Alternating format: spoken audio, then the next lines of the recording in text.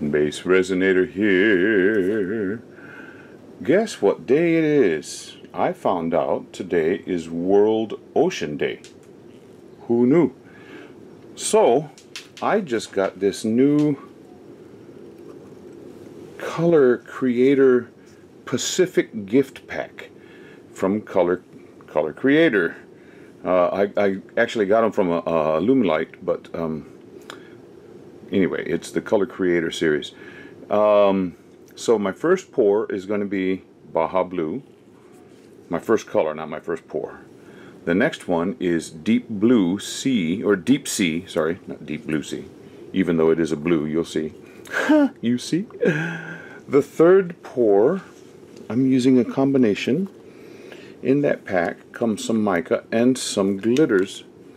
So I've got Crater Lake Blue and blue holographic glitter, which will add a sparkle. Yes. For the white, I am using Let's Resin Ocean White pigment, and in that set comes a white glitter. So I'm going for the sparklies. Sparkly, sparkly.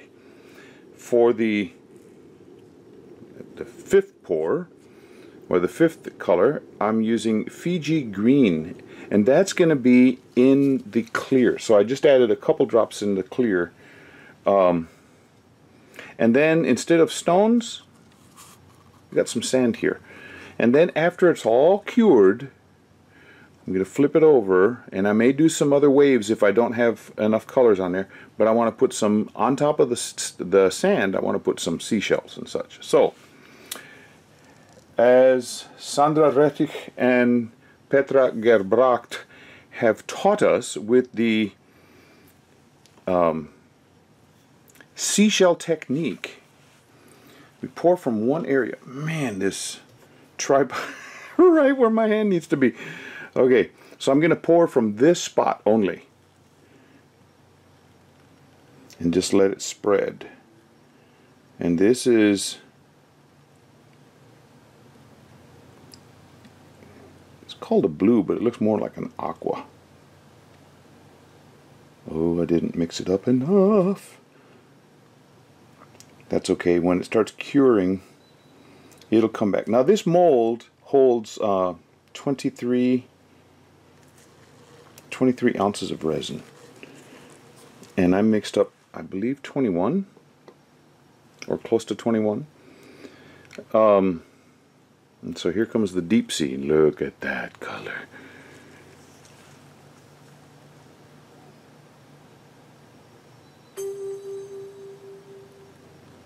Boom, look at it, look at it. Pretty, and look how those two meld together. And look at that, right there in the middle. I did not mix it enough. Wow, really, Mr. Watkins? Well, this next one's going to cover that up because it's got the mica in it. Wow. I am using Resin Pro iCrystal resin for this. Look at that. Crater Lake, or Crater Lake Blue with some blue holographic glitter. Oh man. Wow. I'm loving this.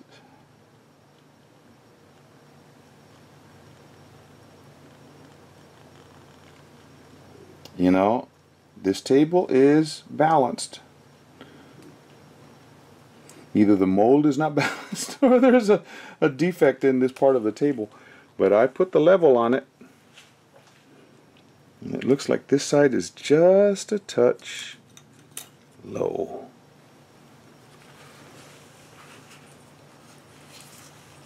I remember having to do this the last time.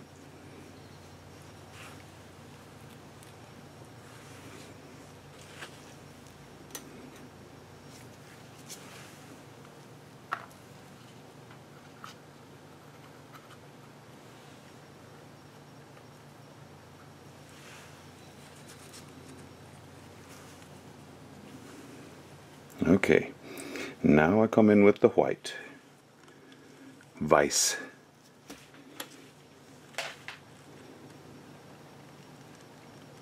And we should see a little bit of shiny sparkle. Where is it? Where is it? Did it all sink to the bottom of this? I bet it did. Oh, there it comes. Yep, it did sink to the bottom. When I add the clear, though, which is not so clear, it should... Come on, glitter.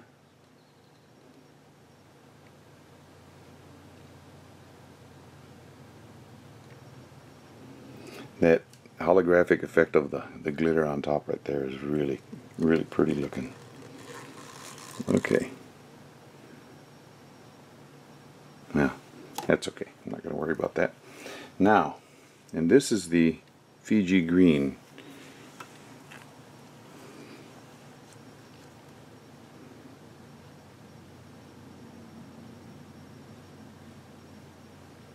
This is very similar colors to what I used on the very first seashell technique that I did.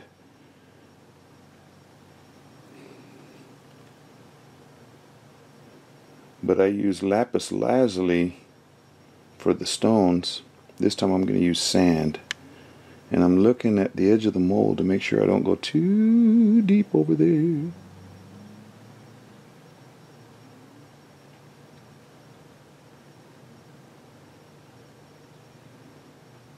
I don't have much left.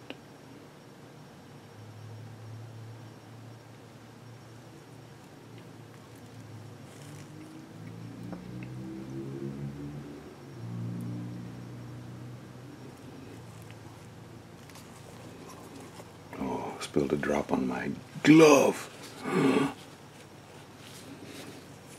Now, almost looks like I need a little.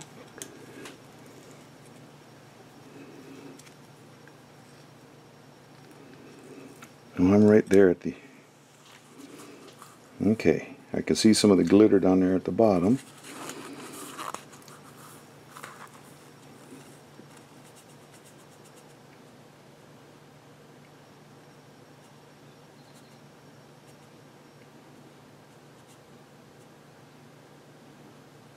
I want my beach to spread out a little bit.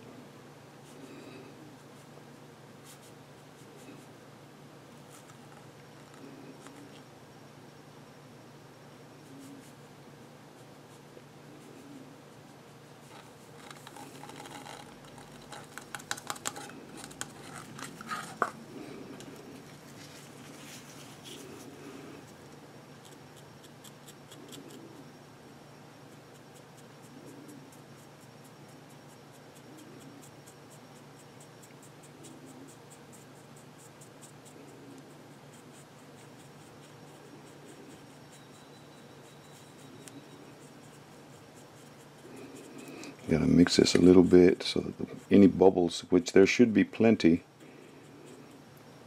can arise.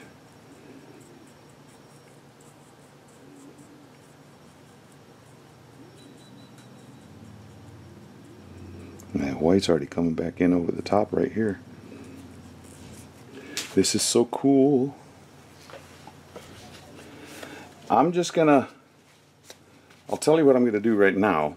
I'm just gonna leave it and go into time lapse, but I'm going to use my torch, my small torch, and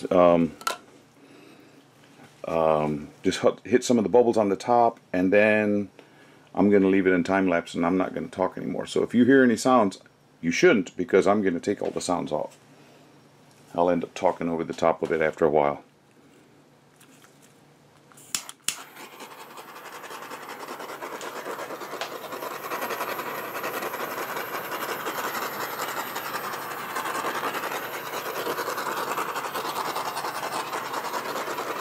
You might not be able to see this, but I'm about 5 inches above the resin. I don't want to get anywhere near my mold and mess it up. I saw a couple bubbles right here. You know, that sand went right down to the bottom nice. And And this resin released the bubbles. Oh, I see them now. A few up right there.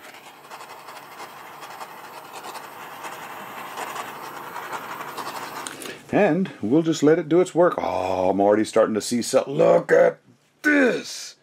Man, is that beautiful or what? Let me turn this picture, that light down a little bit, so even more. Look at this blue halo-y thing going on. The cell's already developing, and even into the white. Man, this is so cool looking. Sandra Rettich, Petra, thank you so much for coming up with this technique. Man, I love that.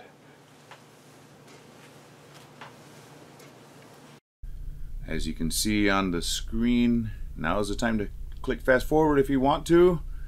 While I pop air bubbles with my torch, there was a dog hair and another one. Thank you, Titan. But I really am fascinated by how this technique develops. And so if you'll put a marker here and then go a couple minutes later and look how much it's changed, and then a couple minutes later and go back and forth and just watch the development. This seashell technique that Petra and Sandra developed is, first off, I like it because it works for me. Not all pours and methods from other people end up coming out right, but this one does work for me. And man, the colors, a couple more air bubbles. See, one of the things with resin, I'll get back to my point. One of the things with resin, as it cures, that exothermic reaction taking place sometimes will cause little bubbles to take place, depending on the thickness of the resin. This is a thin resin that I was using, Resin Pro, and it's 2:1. So those little bubbles will pop up. But back to the technique, if you stop right here and go back to where I started doing my overdub or my voiceover, you'll see a tremendous difference already. But just keep watching that blue up at the top. Those little cells that were there, and the way when I got all excited earlier, just watch how it's changed and how it spreads out. Now I've put in a light blue on the very first wave of resin that I put in. Then the second wave of resin I put in was a very dark sapphire blue. And then the mica portion of it was not quite as dark, but you can't, right now, you cannot see the dark blue. You can see that lighter blue. That mica portion took over, but just keep watching and you'll see the mica move back towards the pouring place, down where the sand is, and you'll see that darker blue come back up again. It's really fascinating, and actually it will even push out further and take over some of that lighter blue. It's I don't know, I've got this as fast as my video editor will allow to go through this time lapse. I could, I guess, cut some sections out, but nah, I don't want to do that. I want to let you just enjoy. No, this when I first bought this mold about a year ago, when I was first getting into resin, well, I've been in resin just under 2 years. Blame that on my kids. We'll explain that some other time. But when I first got into it, all I was doing was little coasters and little ornaments and things of that sort. And this, I think, was my first large mold. And I wanted a geode mold. And I was like, oh, this is cool, because the edge has got a live edge texture. And it's about 3/8 of an inch deep when you pour it in there. But I was scared of it because it was so big. I didn't want to use that much resin and mess it up. But then as I started working with resin and developing my abilities and watching videos and watching different experts that were online, I thought, well, you know, I can do some of this stuff. And then I came upon the seashell technique, and that's the first time I used this mold. I've used it 6 or 7 times now, but the colors. Can you see that blue now? Look at it. That light blue is going away on the very edge, on the edge, and it's going into that. I'm sitting here pointing at the screen with my hand, and you have no idea what I'm doing. Anyway, that lighter blue is going up the live edge and sticking there, and the darker blue is pushing out, while that mica is pulling in towards the sand area. And you know, this is really, and you can't see the white very much. It went all the way down to the bottom and started causing those little billows, pockets of wonderfulness.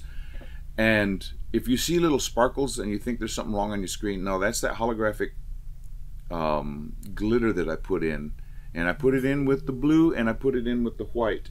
So yeah, this is just really cool to me. You may be thinking he's an idiot. A lot of people think that, so you're not going to offend me. Artists, well, I won't put everybody, because some artists might get upset with that, but singers have a totally different mentality than other people, especially people who have been trained in the classical side. We have this plethora of musical knowledge. Sorry about that. And it goes into the music history, and so we know what music sounded like, or we don't have recordings of back in 600 AD, but we do know what was written, and we have people that have studied the history of it and tried to recreate it. Different monks throughout Catholicism and the Orthodox heritage, they have preserved a lot of that music in the chant, but you know, you start coming up with words that are in Greek and Latin, and you look at them from an English perspective, and those words look really alien, and we make jokes about them. Well, at least I did, and some of the people that were in school with me. We look at some of those words, and then I have an added advantage because I speak Spanish fluently. So I see the Latin, and I can infer pretty quickly what it is in Spanish, or even the Greek. I can go into the Spanish language, and you know, wordsmiths, people that are able to do research into where, you know, the etymology, the words, where they came from, and languages, and if you can find the roots of those words, then you can make sense of them in whatever language you're going to go into, whether it's German, whether it's Italian, French, Spanish. If you know the root from the Greek or the Latin, then it makes sense, and you're like, ah, okay. Well, that opens up so many possible jokes, puns, and I mean, I have a lot of fun with words. I have a lot of fun with musical terms. Composers, they write, a lot of times they'll write it in Latin or Italian. Sometimes if it's a German composer, they'll write the techniques that they want you to perform in German, or if it's a Russian composer, Tchaikovsky or Prokofiev or somebody, they'll write the thing in Russian, and then it's left to the person who is performing it to either perform it that way or to take license with it and do even more with it or less with it. But you start developing and you understand the backgrounds of all of these things. You study the history of it so that you can interpret the song intentionally, and you can do it in a way that the composer was probably intending it to be performed. That is fun. But in that process of one language going to another, going to another, going to another, stuff gets lost in the translation sometimes, but sometimes I see things and I just start laughing. And people look at me and they're like, what is going on with you? This, I'm going on with music has nothing to do with the screen. Look at your screen now. Look how much it's changed already from that. Now it looks like a mountain, that sand, and it looks like an explosion, an eruption with the white going on. Okay, back to the music. There is so much that people miss. If you just listen to the radio or just go to a concert, there's so much you miss out on. Now, there's a whole bunch you do gain because you're there to listen to a concert. You listen to singers or a group perform. But those of us that have studied it have a little bit of an advantage over, let me just put people, the common folk. But with resin art, for instance, this technique was developed by Petra and Sandra. I don't know if I'm doing them justice, but I think I'm taking this technique in a way that they would appreciate. In fact, they may write something in my comments on this, because this technique lends itself to exploration, different colors, different stones. I didn't even use stones, I used sand. Different molds. So it's left up to the eye of the beholder. But Sandra and Petra, they speak German. That's their main language. And so when they speak in English, they try and get across the point as best they can. And I think they do a very good job. But there may be some people who think, well, what's that? And they don't even give people a chance. And that's the way with anybody when you go from one language to the next. If I were to judge the way people speak Spanish around here as opposed to the way they speak it in Spain, I'm not even going to say the word judge, but if you compare, there are differences. I know from when I was learning German, I don't speak it, but when I was learning how to pronounce German words, when I was performing German songs, I found out that there is a difference between parts of Germany in the way you pronounce the CH, ich or ich. You may not have heard a difference, but there is a little bit slight difference. But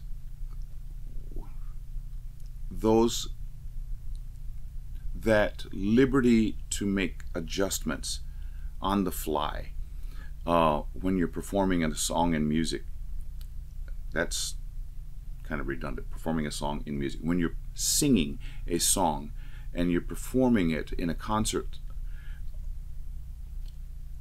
you've got to do it, well, I have to do it in a way that I can see that the audience is responding well. And if they got frowns on their faces, well, it might be because of the song I'm singing is a sad song or a mean song, or you're a mean one, Mr. Grinch. It might have the intent of bringing out a certain emotion, and I can read it in the audience. Now with resin art, I can't read it until I am able to show my finished piece to the audience. Now, what I'm doing here is trying to give an explanation. Notice the differences now from the beginning, the shape and contour of that white and the lighter blue going away and the darker blue melding into it. As it's being developed, I'm hoping to give you a further understanding into what's happening with it. That white weighs more. The mica weighs more. So it's pushing the regular transparent, even though it had a color, it was transparent. That resin is being pushed to the side as the heavier stuff goes down, and the white is being drawn in closer to the center as well as that blue, and it's pushing those others out. And I'm getting to the end of my time, but look at the change that has taken place while I've been going through this diatribe. Man, pretty.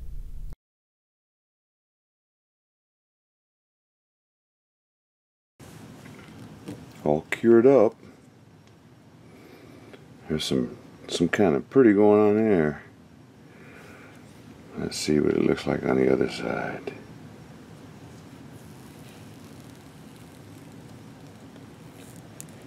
A little bendy right there on that.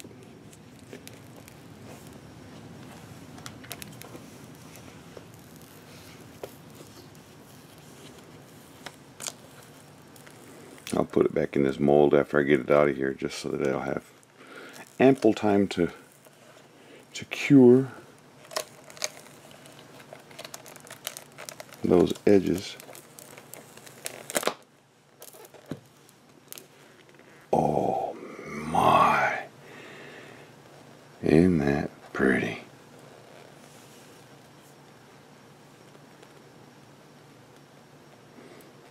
Maybe went a little heavy with the glitter, but boy, I tell you what, that really is pretty. Wow. Okay. Thank you to my subscribers. Thank you to people who follow and just do that. If you haven't subscribed and you just checking videos out, why not subscribe? It's free. And push that little bell, and anytime I do something new and post it, you'll get a little notification. So yeah, come follow me.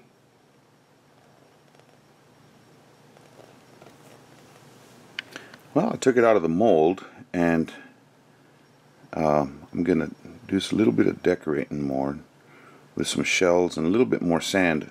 So this bottom part right here is going to have texture, whereas the rest is just going to be smooth. I don't feel that I need to put any other waves in this piece because this really looks nice.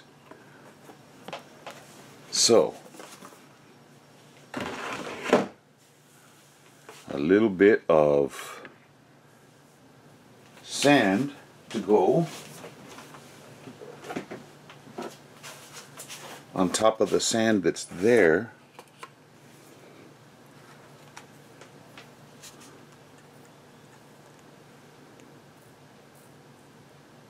That's why I have that little paper there to catch anything. So if I get too heavy-handed with this sand, I can put it back in the container that it came out of.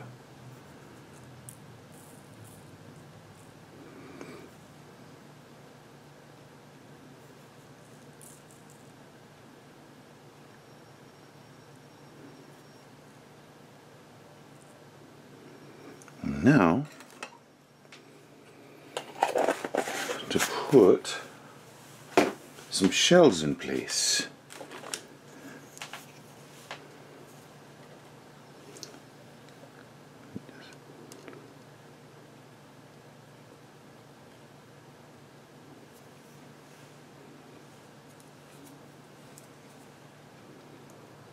I couldn't get my tweezers around that one, so I just had to push it on with my hand. Trying not to change the color scheme too much. I mean, there's a little purplish one. Now, the star of the show. Push him down, because some of those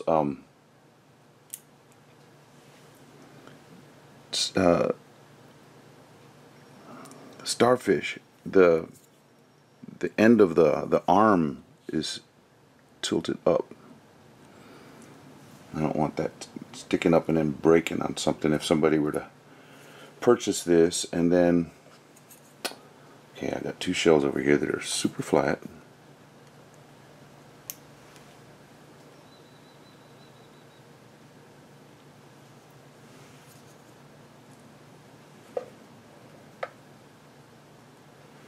Can't pick them up.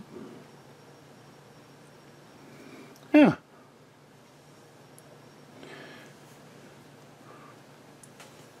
Now, do a quick fix, and then I'll stick it under the big lamp.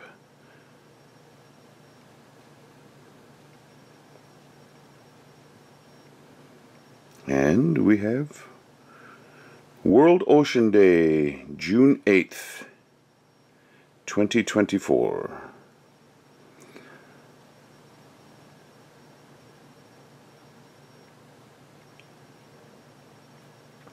I thought about some other things I could have done for World Ocean Day, but you know, this is a really pretty